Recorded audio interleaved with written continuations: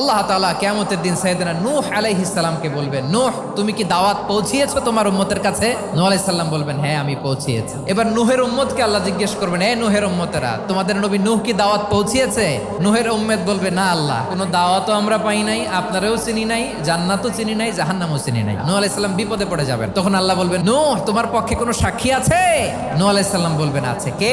উম্মতে মুহাম্মাদি। তখন আমরা বলবো, আল্লাহ, আল্লাহর নবী নূহ আলাইহিস সালাম তিনি আপনি যা যা বলেছেন ঠিক তা তার উম্মতের কাছে পৌঁছে দিয়েছে। এবার নূহের উম্মতের সাথে আমাদের ঝগড়া লাগবে। তারা বলবে, তোমরা আসছো আমাদের হাজার হাজার বছর পরে, তোমরা কি করে জানলা? তোমাদের সাক্ষী ধর্তব্য হবে না? আমরা তখন বলবো, আমাদের কোরআনে তোমাদের নবীর নামে আল্লাহ তাআলা একটা সূরা নাজিল করেছেন, সূরাতে নূহ। দিন রাত এক করে তোমাদের কাছে তিনি দাওয়াত পৌঁছেছেন, সব আমরা জানি। আমরা যখন বলবো এই কথা, নূহের উম্মত চুপসে যাবে। তখন আমরা সত্য বলেছি কিনা এটা আল্লাহ তাআলা জানতে চাইবে বিশ্বনবীর কাছে। তখন বিশ্বনবী আমাদের পক্ষে সাক্ষী দিবেন। আওয়াজ করে বলেন আল্লাহু আকবার।